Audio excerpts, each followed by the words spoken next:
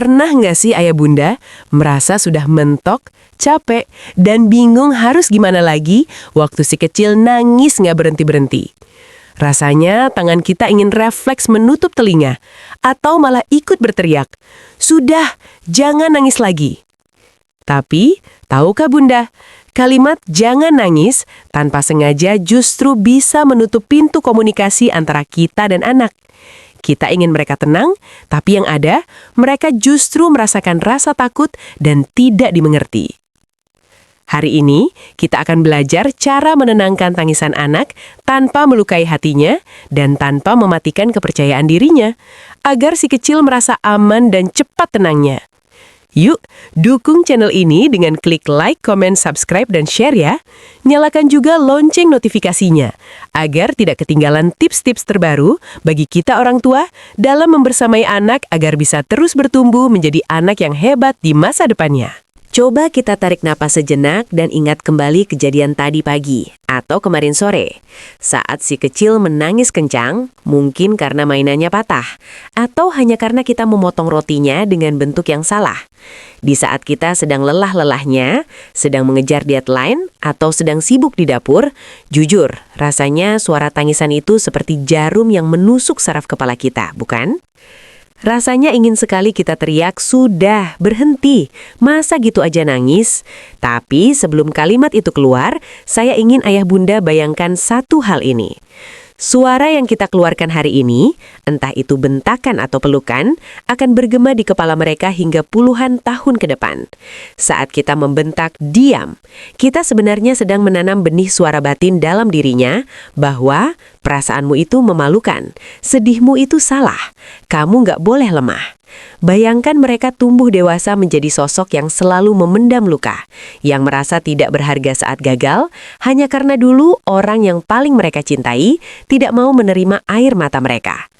Menggunakan kata-kata yang membungkam, itu seperti mematikan lampu di saat mereka sedang ketakutan di kegelapan. Itu tidak hanya mematikan tangisannya, tapi perlahan mematikan rasa amannya, motivasi belajarnya, dan keberaniannya untuk jujur pada dunia. Itulah sebabnya kalimat pertama yang wajib kita miliki adalah, "Aku di sini bersamamu, kamu aman, dan Kakku sangat menyayangimu." Kalimat ini adalah pelampung di tengah badai. Dalam ilmu saraf, anak kecil itu belum punya rem di otaknya. Mereka nggak bisa tenang sendiri. Mereka butuh kita untuk meminjamkan ketenangan kita. Ini yang disebut co-regulation. Saat kita bilang, "Kamu aman," kita sedang mengaktifkan sistem sarafnya untuk rileks. Kita sedang bilang, "Nak, dunia mungkin berisik, tapi di pelukan bunda, kamu boleh jadi dirimu sendiri." Ingatlah ayah bunda, banyak anak yang akhirnya tumbuh menjadi asing di rumah sendiri, diam di sekolah, dan menarik diri dari pergaulan hanya karena mereka takut dihukum saat sedang tidak baik-baik saja. Mari kita pisahkan antara perilaku yang mungkin salah dengan perasaan yang selalu benar. Emosi itu aman, menangis itu manusiawi, dan saat kita menerima air matanya, kita sebenarnya sedang membangun pondasi kepercayaan yang gak akan bisa diruntuhkan oleh siapapun. Sekarang jujur ya, pernah nggak sih kita membatin, "Ya ampun, cuma karena es krim jatuh aja nangisnya kayak kiamat." Atau cuma karena nggak mau pakai baju merah aja tantrumnya sahabat itu.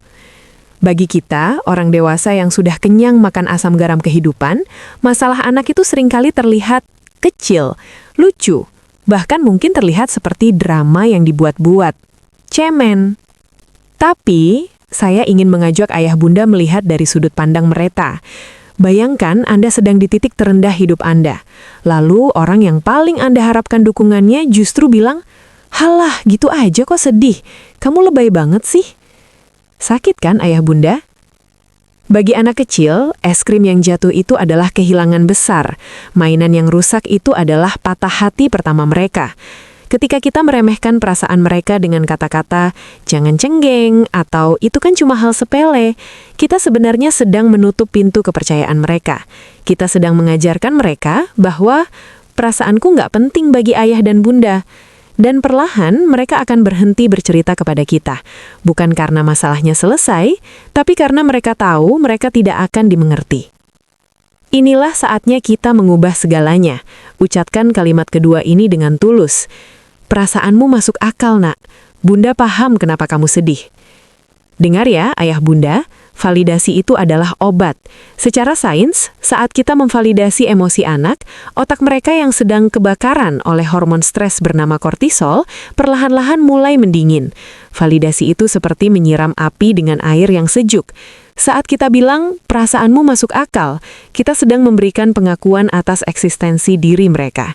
Kita nggak harus setuju dengan perilakunya, kita nggak harus belikan es krim baru, tapi kita wajib mengakui rasa sedihnya. Jangan biarkan anak kita tumbuh menjadi orang dewasa yang selalu meragukan diri sendiri. Jangan biarkan mereka jadi orang yang nggak berani mengambil keputusan, hanya karena dulu setiap kali mereka merasa sesuatu, dunia, termasuk kita, mengatakan bahwa perasaan mereka salah. Dengan memvalidasi mereka, kita sedang menyiapkan mereka untuk menjadi pribadi yang tangguh.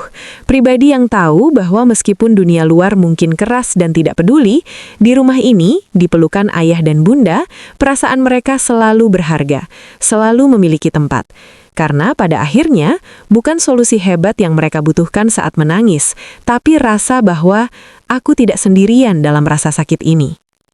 Ayah bunda, pernahkah Anda melihat anak Anda menangis begitu hebat sampai mereka sesak napas, tapi saat kita tanya kenapa, mereka justru semakin menjerit? Di saat itu, mungkin kita merasa mereka sedang menantang kita. Kita merasa mereka sedang menguji kesabaran kita. Tapi jujur, pernahkah kita terpikir bahwa di balik jeritan itu, ada seorang anak yang sebenarnya sedang tersesat dalam badai emosinya sendiri, dan dia tidak tahu jalan pulang? Anak-anak seringkali tidak tahu kenapa mereka menangis. Mereka hanya merasa dadanya sesak, kepalanya bising, dan dunianya terasa runtuh. Saat kita hanya menyuruh mereka diam, kita sebenarnya sedang meninggalkan mereka sendirian di tengah badai itu.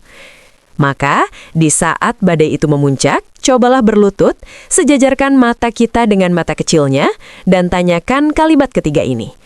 Katakan padaku, apa yang ada di hatimu? Bunda ingin dengar. Ayah bunda, kalimat ini adalah keajaiban medis bagi otak mereka. Secara biologis, saat anak menangis tanpa kendali, otak emosinya sedang mengambil alih seluruh tubuhnya. Mereka tidak bisa berpikir. Tapi saat kita bertanya, apa yang ada di hatimu?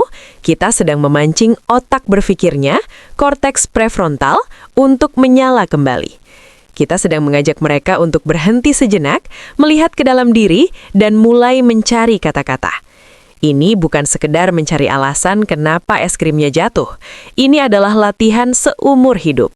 Kita sedang mengajarkan mereka bahwa saat hidup terasa berat nanti, saat mereka gagal ujian, saat mereka patah hati, atau saat mereka gagal dalam karir, mereka punya kemampuan untuk merefleksikan diri, bukan hanya meledak dalam amarah. Banyak anak yang akhirnya tumbuh menjadi orang dewasa yang bisu secara emosional.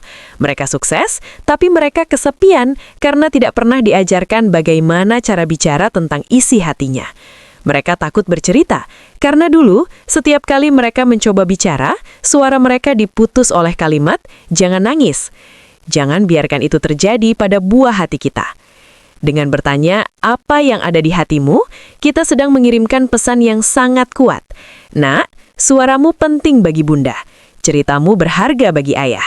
Kita sedang membangun jembatan agar di masa remaja nanti, saat masalah mereka jauh lebih besar dari sekedar mainan patah, merekalah yang akan berlari pertama kali kepada kita, karena mereka tahu kita adalah pendengar terbaik di dunia mereka. Sekarang coba deh kita jujur pada diri sendiri ayah bunda. Kenapa kita begitu ingin anak kita segera berhenti menangis? Kenapa kita begitu tidak nyaman melihat mereka marah atau frustrasi? Seringkali itu bukan karena kita ingin yang terbaik untuk mereka, tapi karena kita sendiri tidak sanggup melihat mereka menderita. Kita merasa gagal menjadi orang tua jika anak kita tidak tersenyum setiap saat. Tanpa sadar, kita memaksa mereka memakai topeng.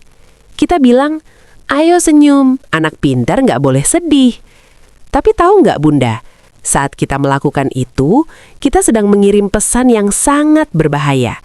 Bahwa hanya emosi bahagia yang boleh diterima di rumah ini. Bahwa sedih itu memalukan dan marah itu salah. Bayangkan, beban berat di pundak kecil itu. Mereka harus berjuang melawan rasa sakit di hatinya, sekaligus berjuang memenuhi ekspektasi kita untuk selalu terlihat baik-baik saja. Inilah saatnya kita membebaskan mereka.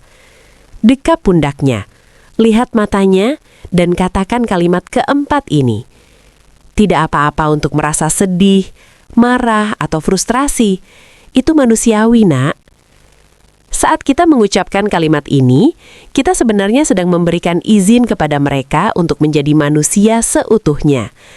Kita sedang membangun apa yang disebut para ahli sebagai literasi emosional. Kita mengajarkan mereka bahwa emosi itu seperti cuaca.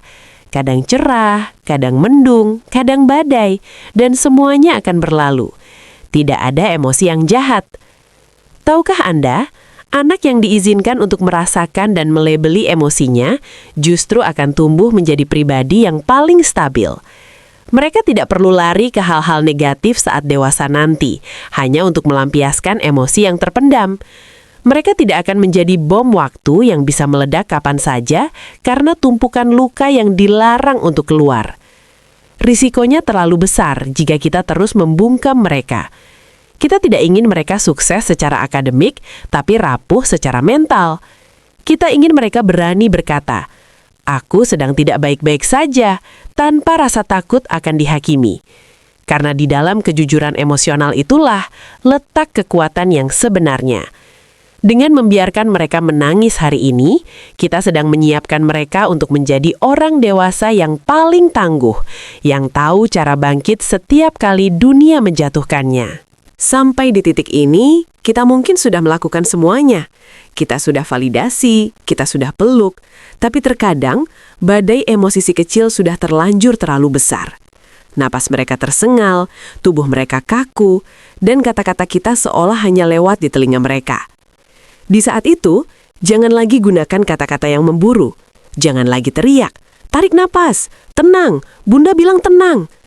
Karena di tengah kekacauan itu, mereka tidak butuh instruktur. Mereka butuh pemandu. Mereka butuh seseorang yang bisa meminjamkan detak jantung yang tenang untuk mereka ikuti. Dekatilah mereka, sentuh dadanya dengan lembut, atau biarkan mereka bersandar di bahu kita. Lalu, bisikan kalimat kelima ini dengan nada yang paling teduh. Mari kita bernapas bersama. Ikuti Bunda ya, pelan-pelan. Ayah Bunda, ini bukan sekadar teknik medis. Ini adalah momen sinkronisasi jiwa. Saat kita mengajak mereka melakukan metode 5-5-5, tarik napas 5 detik, tahan 5 detik, dan buang 5 detik, sesuatu yang luar biasa terjadi di tingkat seluler. Sistem saraf kita dan sistem saraf anak mulai menyatu. Detak jantung kita yang tenang perlahan akan menulari detak jantung mereka yang liar. Inilah bukti cinta paling nyata, bahwa kita bersedia masuk ke dalam kekacauan mereka hanya untuk membawa mereka pulang ke dalam ketenangan. Banyak dari kita yang tumbuh dewasa dengan kebiasaan menahan napas saat stres, karena dulu kita tidak pernah diajarkan cara melepaskannya. Kita menjadi orang dewasa yang kaku dan mudah meledak. Jangan wariskan itu pada mereka. Ajarkan mereka hari ini bahwa ketenangan itu ada di dalam diri mereka sendiri, bahwa sesak itu bisa dilepaskan, bahwa setiap tarikan napas adalah kesempatan untuk memulai lagi. Saat kita bernapas bersama anak, kita sedang mengirim pesan tanpa suara. Nak, Bunda tidak akan meninggalkanmu di tengah badai ini. Bunda akan menemanimu sampai langitmu kembali cerah. Teknik sederhana ini adalah bekal terindah yang bisa mereka bawa hingga dewasa nanti.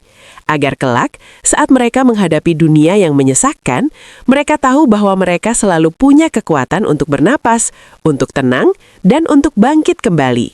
Ayah, Bunda, pada akhirnya menjadi orang tua bukan tentang menjadi sempurna, bukan tentang memiliki anak yang tidak pernah menangis, atau rumah yang selalu tenang tanpa drama. Menjadi orang tua adalah tentang menjadi pelabuhan. Dunia di luar sana bisa sangat keras, berisik dan menuntut.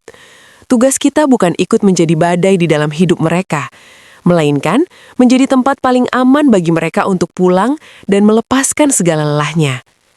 Mungkin tadi pagi kita sempat marah, mungkin kemarin kita sempat hilang sabar.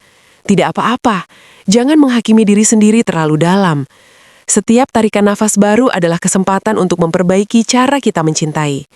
Saat kita memilih empati daripada amarah, saat kita memilih pelukan daripada bentakan, kita sedang memenangkan masa depan mereka.